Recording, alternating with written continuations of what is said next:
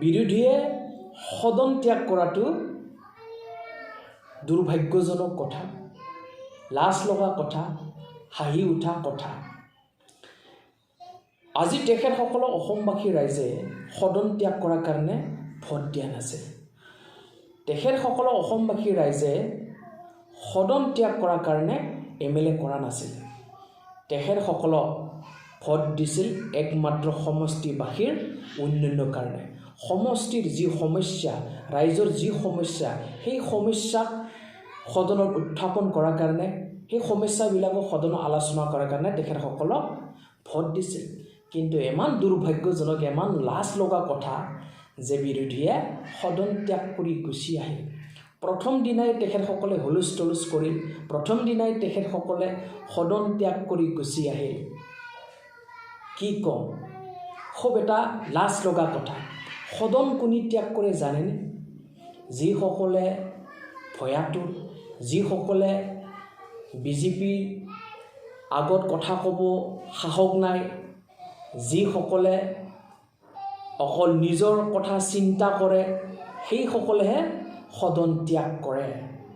আজি তেখেতসকলে ৰাইজৰ যি সমস্যা আছিল, সেই সমস্যাবিলাক তেখেতসকলে সদনত আলোচনা কৰিব লাগিছিলে। আজি বিৰোধী নেতাসকলে, দেৱব্ৰত শইকীয়াই হওক, ৰকিবুল হুছেইনে হওক, AIUDFৰ নেতাসকলে হওক বা অখিল গগৈয়ে হওক, তেখেতসকলে অসমৰ মুখ্যমন্ত্ৰী ডক্টৰ হিমন্ত বিশ্ব শৰ্মাক ভয় কৰে। তেখেতসকলে বিজেপিৰ আগত কথা ক'ব নোৱাৰে। তেখেতসকলে বিজেপিক ভয় কৰে। ভয় কৰি আজি সদন ত্যাগ কৰি গুচি আহিছে। অখিল গগৈ ডাঙৰীয়া, আপোনালোকেতো খুব কথা কয় নিউজত, ইমান সাহসী দেখায়, এই বা বিভিন্ন ধৰণৰ কথা কয় নিউজত আহি পেলাই, এইটো কৰা নাই, এইটো বেয়া, এইটো আজি কলা দিব, কালি বোলে কিবা দিব, অমুক দিব, তিমুক দিব, বিভিন্ন ধৰণৰ কথা আপোনালোকে ক'ব পাৰে নিউজৰ আগৰ বাহিৰত আহি। কিন্তু অসমৰ মুখ্যমন্ত্ৰী ডক্টৰ হিমন্ত বিশ্ব শৰ্মা ডাঙৰীয়া দেৱৰ আগত আপোনালোকৰ কথা কোৱাৰ সাহস নাই। আপোনালোকে ভয় কৰে। বাহিৰত নিউজত কৈ লাভ নাই, সদনৰ কথা কওক। ভয় কৰিছে, লাজ লগা কথা। আৰে অখিল গগৈ ডাঙৰীয়া দে, অসমৰ মুখ্যমন্ত্ৰী ডক্টৰ হিমন্ত বিশ্ব শৰ্মাৰ লগত আপুনি যুঁজি একো পাত্তা নাপায়। বিজেপিৰ লগত আপুনি যুঁজি একো নাপায়, একো পাত্তা নাপায়। বিজেপিৰ লগত যুঁজি আপোনালোকে কেতিয়াও জিকিব নোৱাৰে। আপোনালোকে অকল নিজৰ স্বাৰ্থৰ কাৰণে MLA হৈছে, আপোনালোকে নিজৰ পৰিয়ালৰ স্বাৰ্থৰ কাৰণে MLA হৈছে। আপোনালোকে সমষ্টিবাসী ৰাইজৰ সমস্যা সমাধান কৰাৰ কাৰণে MLA হোৱা নাই।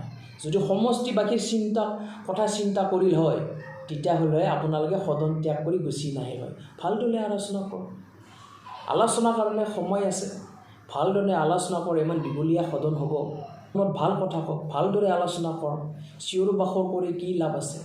সৰু বাচ্ছাৰ দৰে কাম কৰিব নালাগে। সৰু বাচ্ছাৰ দৰে আপোনালোকে সদনৰ পৰা ভয় কৰি গুচি আহিছে। খুব লাজ লগা কথা অসমবাসী ৰাইজৰ কাৰণে। সকলোৱে গম পাইছে, সকলোৱে চাই আছে। সদন ত্যাগ কৰিলে সমস্যা সমাধান নহয়। সদনত থাকি চৰকাৰৰ লগত ভালদৰে আলোচনা কৰক, চৰকাৰৰ কামক সহায় কৰক।